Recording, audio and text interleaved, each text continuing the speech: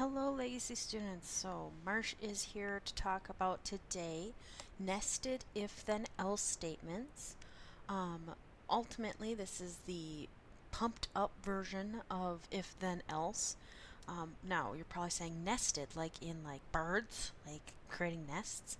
Well, theoretically that's kind of what we're talking about, but more along the lines of this nested, kind of like nested dolls.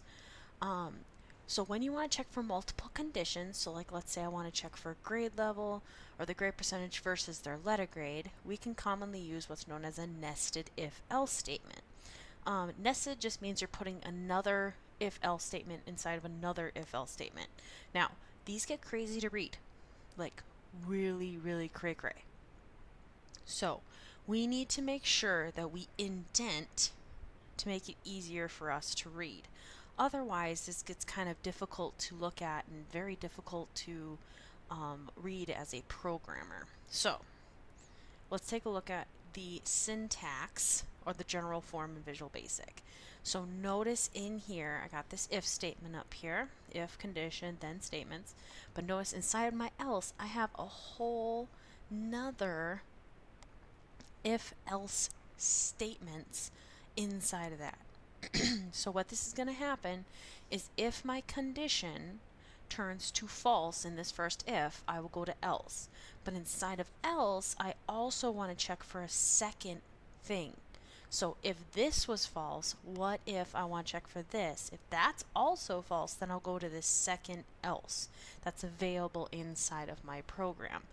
Now, look at how confusing this could get. You could theoretically, for each of these spots where you have statements, you could technically put another if inside of that as well. These can get very crazy very, very fast.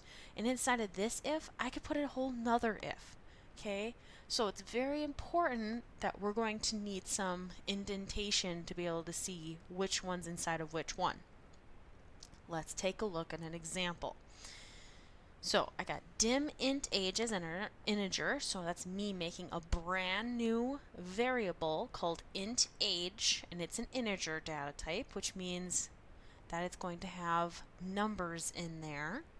And then I make if int age is less than 18, I say. Then LBL message.text will say you can't vote just yet. Then I have an else. Inside of that else, notice, it's inside the else, I have an if int age is equal to 18. Then I say inside of LBL message, its text will say congratulations, this is the first time you can vote. Then with that if, I have an else that says you can vote. Notice, for every single if I have to have an end if. Okay? It can be quite daunting to make sure you have every end if. And sometimes you can maybe write an extra one, especially if you're changing your mind as you're programming, and then you forget to delete one. Let's double check here. Let's see about these 3 example numbers that they gave us. Let's assign that to int age. So let's say first int age is 19. Let's decide what we'll display. So again, remember what's happening in life here. So we're scribble, scribble, scribble, scribble, scribble. In the computer program, there is a box that is labeled int age. Inside of that box, we are putting the number 19. That way, when the computer gets to int age in its program, it's going to go, oh yeah, the programmer gave me a value, and it's going to go walk over the box, open the box, and go, oh yeah, it's 19, then close the box again. Okay? So, again, it's going to say if int age, it's going to go, oh yeah, that's 19. I just checked that box. So is 19 less than 18? False, right? That's not a true statement. So then we're going to have to go inside of the else. So now, since we're inside the else, we got to check this if statement now too. So it's saying if int age, and again, it's going to go look, oh yeah, int age is 19 yet, is 19 equal to 18? 19 is not 18, right? So they're not equal. So it can't go inside of the if, because that's not a true statement. I got to go inside this else. Crazy, I know, right? So I got to go inside the else, and it's going to say you can vote. Okay, for 19, that's what it would display. Okay, let's do some erasing here.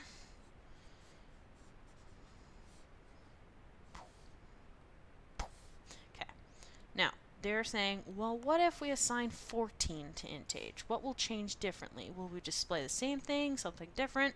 So, if I assign 14 to int age, so first thing we're going to look, if int age, remember int age is going to go, oh yeah, it's 14. And it's going to ask, is 14 less than 18? Is 14 less than 18? Yes, right? 14 is in fact less than 18. So since that's the fact, I can immediately go inside of this if. So I will display, you can't vote just yet. Exclamation point. Okay? Now, since we went inside this if, everything else is not existent. The computer goes, nope, and just walks away from it. Okay, so it's going to go immediately to the end if and quit running the rest of this if statement. Since I went inside the if, you cannot go inside the else as well. The else is only if the if doesn't work. Okay, let's check 18 now. Let's see what's going to display for 18. So we got that. Oop, I ticked the pen up there. All right, 18. Okay, so first thing that's going to happen is it's going to go, oh, yep, I've got to check 18. So is 18 less than 18? No, right? 18 is definitely 100% not less than 18. So I got to go inside my else. Now, got to check the first if inside of that else. Is int age, which remember int age is 18. I'm going to say is 18 equal to 18? I look at it. Yes, right? 18 is an 18. So I'm going to display inside my label, congratulations. This is the first time you can vote. Woohoo! Okay? They're kind of crazy looking, and especially these can get really, really difficult to read through. Let's look at one more example here. So I got dim int grade as integer. If int grade is greater than 65, then lblmessage.text is you have a D. Else, if int grade is greater than 74, then lblmessage.text is you can have a C. Else, if int grade is greater than 85, then lblmessage.text is you have a B. Else, you have an A. And if. You're probably like, wow, that's an extensive program, right? That's a lot of ifs. Notice there's 3 separate ifs. That's why I have 3 separate end ifs. But I have an if inside of each of the else's, except for the last one, right? When you look at this, all it's trying to do is decide what letter you have based on what percentage. Now, let's think about it. The cutoffs for our percentages, a 92 is an A, right? 83 is the last thing for a B. 74 is the last thing for a C. And a 65 is the last thing for a D. Now you're probably saying, well, Marsh, there's no F. You're not wrong. There's no F in this program. Now, that's not the only problem with this. This program looks, on the surface, really awesome, right? But let's do some test values to make sure that's the case. So if I plug in 100, right, which we all know on 100 is an A, right? So if I say int grade's 100, let's plug that in. So I'm going to check if int grade, which we said was 100, right, is greater than 65. Is 100 greater than 65? Well, indeed it is, right? 100 is bigger than 65. So I will display, you have a D. You're probably like, say what, Marsh? That's not right. If I have 100%, I should not have a D. That's not right, right? Okay, that's odd. Definitely odd. Let's try another one. Let's say I have a 45%. So this is going to a D right now, right? What if I have a 45%? That should be an F, which we all know is not available on this program, correct? But let's see what we'll display anyway. So if I got a 45 right here, and I say, is 45 greater than 65? No, right? So we're going to go inside the else.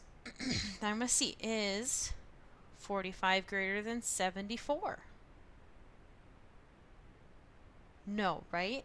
So now I got to go inside of this else, and I got to check this if now.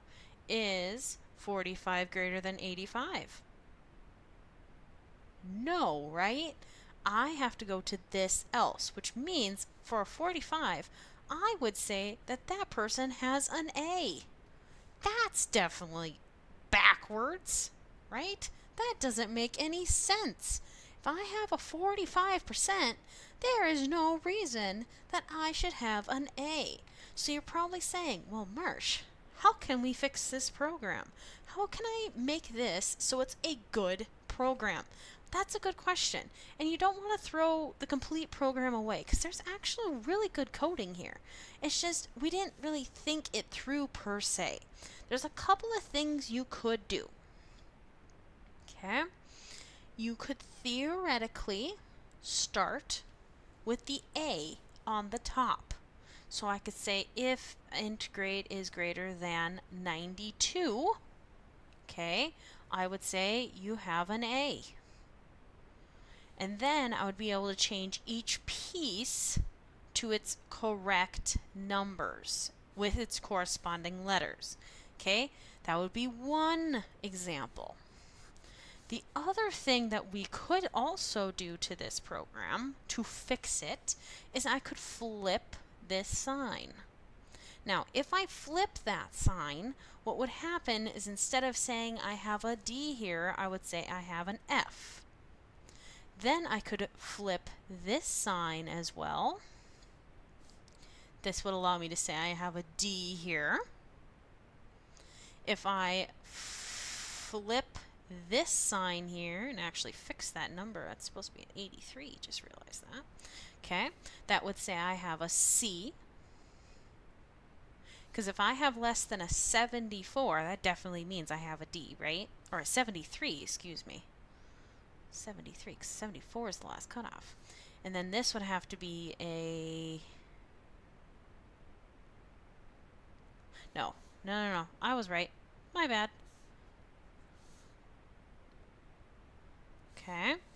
So that would have to be a C, because if I have less than a 74, that's definitely a D, because a 74 is the last number that counts for a C.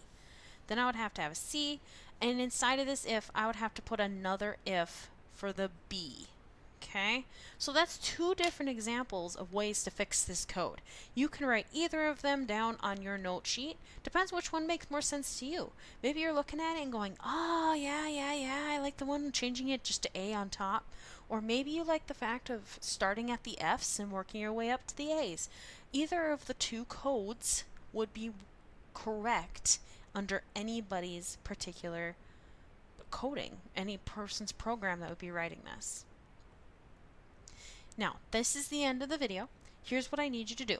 I need you to take this note sheet that you were so diligently filling out during this video, and I need you to attach it to the Google Classroom post of this particular video. This is your way of saying, yep, Marsh, I watched your video. Gold star. Okay? Until then, I will hope to see you soon, and I will see you later, Sabers.